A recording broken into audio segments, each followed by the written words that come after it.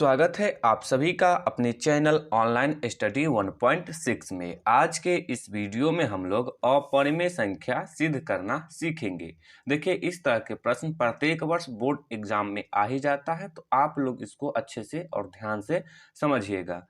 तो चलिए अब इस प्रश्न को सॉल्व करते हैं। देखिए, जब कभी भी आप लोगों को अपरिमेय संख्या सिद्ध करना हो तो विरोधाभास नियम का उपयोग कीजिएगा। विरोधाभास नियम कहने का अर्थ यह हुआ, यदि अपरिमेय सिद्ध करना है तो परिमेय मानेंगे। ये करते हैं हम लोग सबसे पहला काम। तो यहाँ पे लिखेंगे माना कि √5। देखिए, √5 को क्या सिद्ध करना है? अपरिमेय। तो √5 को क्या मान लेंगे? परिमेय। तो माना कि √5 एक क्या है? परिमेय संख्या है। √5 एक परिमेय संख्या है।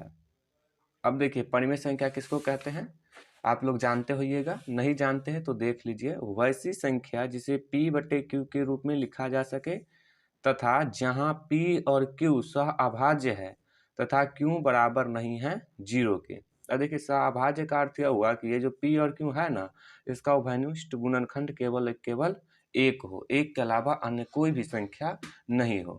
तो अब देखिए, यहाँ पे √5 को हम लोग क्या माने हैं? परिमेय माने हैं। तो इसीलिए √5 को p/q के रूप में लिख सकते हैं। तो अब लिख देंगे √5 बराबर p/q। अब देखिए क्या लिखेंगे? p और q क्या है? सहअभाज्य है। p और q सहअभाज्य है तथा q बराबर नहीं है 0 के। तो अब लिख दिए। अब देखिए, यहाँ पे रूट लगा हुआ है, तो रूट को हटाएंगे तो क्या करेंगे? वर्ग करेंगे, यानी कि स्क्वायर करेंगे तो रूट हटेगा। तो देखिए, बराबर के एक तरफ यदि वर्ग करेंगे तो बराबर के दूसरे तरफ भी करना होगा। तो इसके लिए अब लिखेंगे दोनों तरफ वर्ग करने पर। अब बराबर के दोनों तरफ स्क्वायर लगा देंगे तो ये हो जाएगा √5 का स्क्वायर बराबर p/q का स्क्वायर। अब देखिए, स्क्वायर से ये जो रूट है ये कैंसिल हो जाएगा, तो 5 जो है ये रूट से बाहर आ जाएगा बराबर। अब ये हो जाएगा p/p²/q²। अब देखिए, इसको कैंचिया गुना करेंगे, यानी कि तिर्यक गुना। तो 1 को p² से गुना करेंगे तो हो जाएगा p² बराबर 5 को q² से गुना करेंगे तो हो जाएगा 5q²। अब देखिए, एक चीज यहाँ पे समझिएगा। मान लीजिए हम 15 लेते हैं, 15 का गुणनखंड हो जाएगा 3 × 5। तो ये 15 जो है ये 3 से भी कटेगा और ये 5 से भी कटेगा। ठीक उसी प्रकार से यहाँ पे ये जो p² है ये 5 से भी कटेगा, यानी कि इस बीच में कोई चीज नहीं तो गुना का, और q² से भी कटेगा। तो अब यहाँ पे लिख देंगे p² क्या है? 5 से, p² 5 से विभाजित है, यानी कि कट रहा है। 5 से विभाजित है, यानी कि कट रहा है, इसीलिए। अब देखिए, यहाँ पे 4 का वर्ग करेंगे तो हो जाएगा 16। 16 यदि 2 से कटेगा तो ये जो 4 है ये भी 2 से कटेगा ही कटेगा। तो ठीक उसी प्रकार से यहाँ पे भी p² यदि 5 से विभाजित है तो p भी 5 से विभाजित होगा। तो लिख देंगे इसीलिए p भी 5 से विभाजित होगा। तो अब लिख दिए। अब देखिए, यहाँ पे p किस चीज से विभाजित है? 5 से।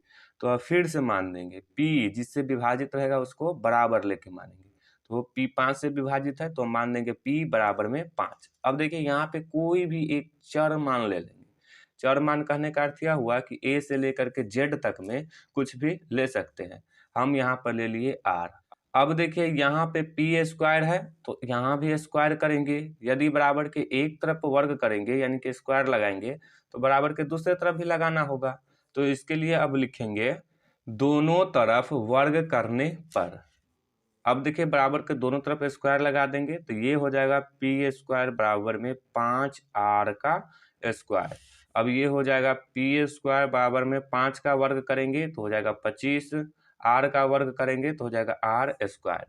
अब देखिए, हमें ये प्रश्न बनाने में आसानी हो इसलिए इसको मान लेते हैं समीकरण 1। अब देखिए, p² का मान कितना है? तो 5q² है। तो ये जो p² का मान है इसको हम लोग इस पी स्क्वायर के स्थान पे रख सकते हैं। तो रखेंगे तो इसके लिए क्या लिखेंगे, पी स्क्वायर का मान, क्या माने है इसको, समीकरण 1। तो समीकरण 1 में रखने पर समीकरण 1 क्या है, पी स्क्वायर बराबर 25r²। अब देखिए पी स्क्वायर का मान कितना है, 5q²। तो अब इसके स्थान पे लिख देंगे 5q² बराबर में 25r²। अब क्यू स्क्वायर का मान निकालेंगे तो ये 5 बराबर किस तरफ, गुना में इस तरफ आएगा तो हो जाएगा भाग में। तो ये हो जाएगा 25r² बट्टे में 5। अब इसको काटेंगे तो 50 25। तो अब देखिए ये हो जाएगा क्यू स्क्वायर बराबर 5r²। अब देखिए यहाँ पे जिस तरह का कंसेप्ट लगा था, ठीक उसी प्रकार का कंसेप्ट यहाँ पे भी लगेगा। तो देखिए यहाँ पे ये जो क्यू स्क्वायर है ये 5 से भी विभाजित होगा और r² से भी विभाजित होगा। तो अब लिख देंगे क्यू स्क्वायर 5 से क्या है, विभाजित है। क्यू स्क्वायर 5 से विभाजित है। देखिए क्यू स्क्वायर यदि 5 से विभाजित है तो क्यू भी क्या हो जाएगा, 5 से विभाजित होगा। क्यू भी 5 से विभाजित होगा। तो अब लिख दिए। अब देखिए P और Q दोनों क्या है, 5 से विभाजित है। तो अब इसी बात को यहाँ पे लिख देंगे, चूंकि P और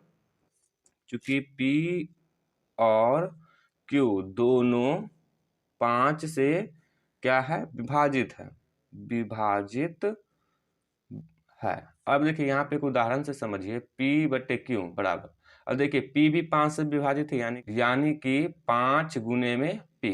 अब Q भी 5 से विभाजित है तो 5 गुने में Q।